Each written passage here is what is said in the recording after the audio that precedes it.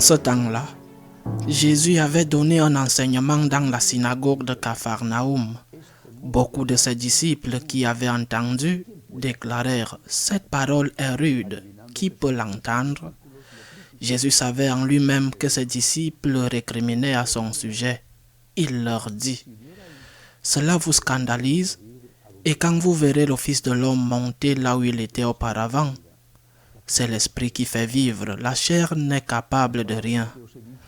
Les paroles que je vous ai dites sont esprit et elles sont vie.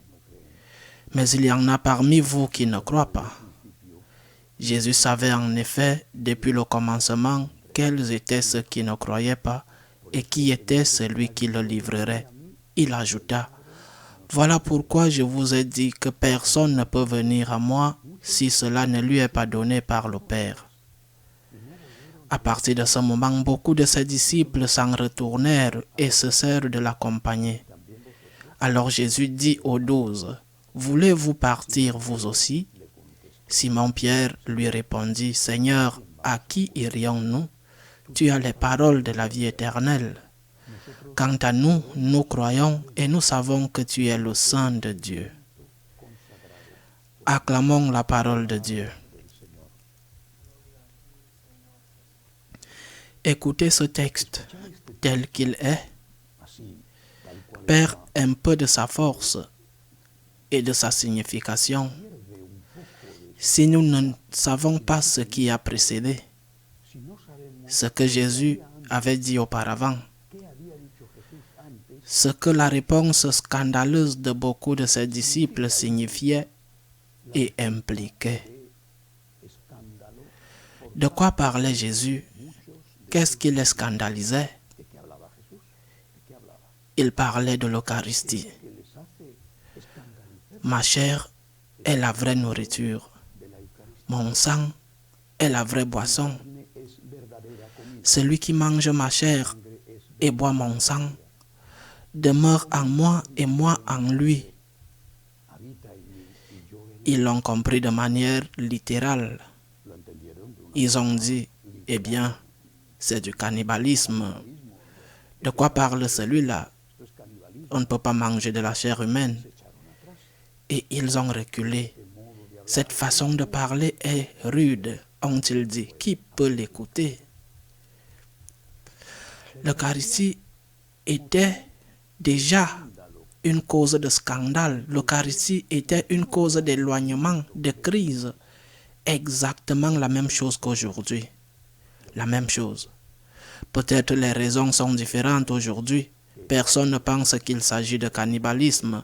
Nous comprenons tous ce dont il s'agit, ce à quoi le Seigneur faisait référence lorsqu'il a consacré le pain et le vin le jeudi saint. Bref, ce n'est pas la même chose.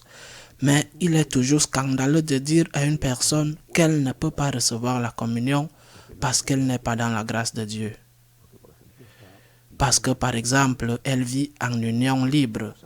Une personne mariée civilement, mais pas dans l'église, et mène une vie de relation sexuelle sans être mariée, sans vivre ensemble, sans être mariée, mais une vie de relation sexuelle avec quelqu'un sans se confesser. Ou bien c'est un corrompu ou un violent, peu importe. Et tu lui dis, écoute, tu ne peux pas aller à la communion. Tu es le bienvenu à l'église parce qu'il y a de la place pour tout le monde à l'église. Mais la communion, c'est autre chose. Tu peux venir à l'église quand tu veux, au groupe de prière, enfin. Tu es le bienvenu à l'église, c'est ta maison. Mais la communion, c'est autre chose. Pour la communion, comme nous l'avons vu il y a quelques jours, il faut une tenue de fête. Pour la communion, il faut être en état de grâce. La communion, c'est autre chose. Si tu oses dire cela, il est certain que cette personne réagira avec agressivité, avec colère et se retirera en crise. Je le répète, l'Eucharistie est aujourd'hui une cause de scandale, tout comme elle l'était à l'époque de Jésus. Si tu oses dire, tu ne peux pas recevoir la communion si tu n'es pas en état de grâce, et je suis désolé, si je sais que tu es dans le péché, je ne peux pas te donner la communion. Si tu oses le faire, tu es étiqueté comme une personne de la vieille époque. Tu es un prêtre très dur. tu es une personne qui n'a pas de sentiments, qui n'a pas de cœur, qui n'a pas de pitié, on commence à insulter et insulter. Et puis cette personne dit, maintenant je pars. Comment vas-tu partir si tu n'as jamais été là? Parce que pour partir, il faut être là. Comment vas-tu partir si tu n'as jamais été de l'église? Où vas-tu aller si tu n'as jamais été ici? Dès qu'on ne te donne pas ce que tu veux, tu piques des colères comme un enfant capricieux. Ce que tu es, un enfant gâté capricieux à qui personne ne peut rien dire. Et ce qui est vrai pour la communion, l'est aussi pour les normes morales, pas seulement celles qui se réfèrent à la communion. Et regarde, ceci est mal.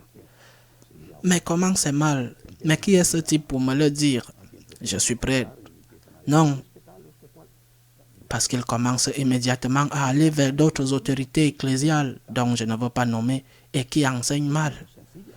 Tu ne peux pas faire ça. C'est un péché. Et aussi dans des choses plus simples. Si les enfants font un scandale à l'église, un scandale, et que tu n'es pas capable de te consacrer, c'est impossible parce que tu ne peux pas, parce que tu es un être humain et que tu ne peux pas te consacrer. Et tu demandes, tu plaides, s'il te plaît, gentiment, s'il te plaît, si possible, aux parents, de mettre les enfants par derrière. Je suis distrait, je ne peux pas. Un scandale, des insultes. Nous avons un vrai problème, un problème très sérieux. Personne ne peut nous dire quoi que ce soit. Personne ne peut attirer notre attention sur quoi que ce soit parce que notre orgueil est aussi infini que celui du diable. C'est le démon. Tu es possédé. Personne ne peut attirer l'attention sur toi. Personne ne peut te dire non à ce que tu veux faire. Tu dois faire ce que tu veux faire. Et si quelqu'un ose te dire que tu ne peux pas le faire, même s'il te le dit très bien, même s'il te le dit avec toute son affection, avec tout son respect, sans se mettre en colère, bref, le bon moment, ce que tu veux, peu importe, ton orgueil saute comme une vipère, il saute tout de suite pour mordre et blesser et empoisonner. Il n'y a pas de solution. Mais Jésus n'a pas cédé. Il aurait pu céder quand il a vu la crise qui s'abattait sur lui, et l'évangile dit que beaucoup se sont éloignés de lui. Il aurait pu céder. Il aurait pu dire, voyons, je me suis mal expliqué. Ceci n'est pas ma chair. Ma chair n'est pas une vraie nourriture. C'est comme si c'était une vraie nourriture. C'est un symbole, comme si c'était le cas. Donc l'Eucharistie n'est pas le corps du Christ, c'est un symbole. C'est comme si c'était le cas. C'est un geste, comme se serrer la main en signe de paix à la messe. Tu ne vas pas rester avec la main de l'autre. C'est un symbole. C'est un geste de fraternité. Eh bien, c'est autre chose. C'est du pain béni et c'est tout. Alors, laisse tout le monde recevoir la communion. Tu ne vas pas te mettre en colère pour un morceau de pain béni. Ce n'est pas le corps du Christ. Mais le Seigneur n'a pas fait ça. Il ne l'a pas fait. Si tu veux partir, tu pars. Ça me fait mal, je suis désolé.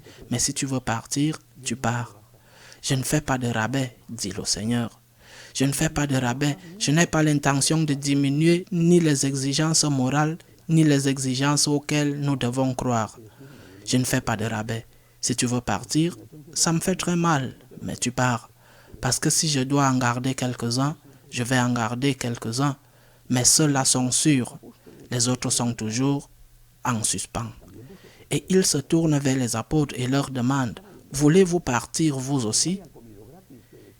Il allait vers les gens qui avaient déjà mangé gratuitement. Comme tu es bon quand tu donnes ces petits miracles, tu nous guéris des malades, tu nous nourris sans travailler, tu ressuscites les morts, c'est génial, c'est merveilleux, c'est un travail. Mais dès que tu commences à faire des demandes, ils ne sont plus intéressés. « Voulez-vous partir vous aussi ?» nous demande Jésus. La réponse de Saint Pierre est magnifique. « À qui irions-nous ?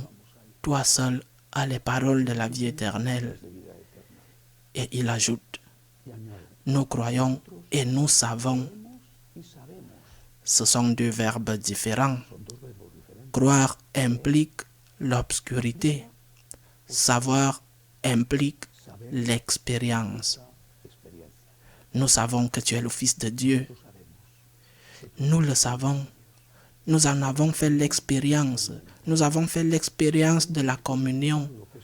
Nous avons fait l'expérience du paradis sur terre.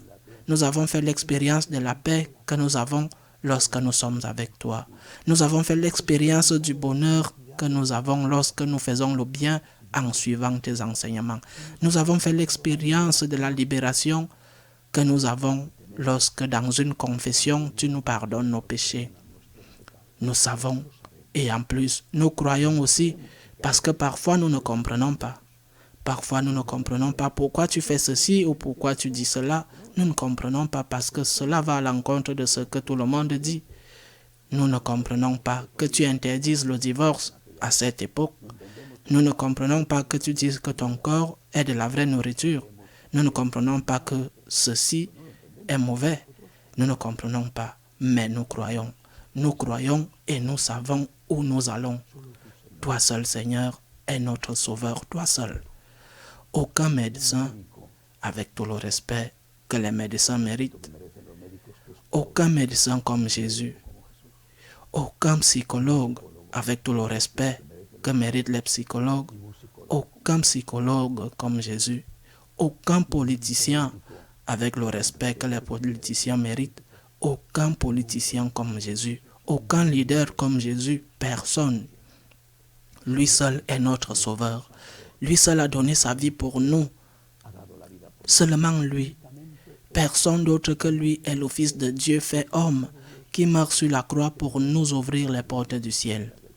Nous savons que tu es notre sauveur et parfois nous ne comprenons pas pourquoi tu autorises certaines choses. Mais dans ces moments-là, nous croyons que tu es notre sauveur. Le Seigneur dit à ceux qui le suivent, vous hériterez de la vie éternelle et on vous donnera le centuple sur la terre et dans le ciel. Ainsi soit-il.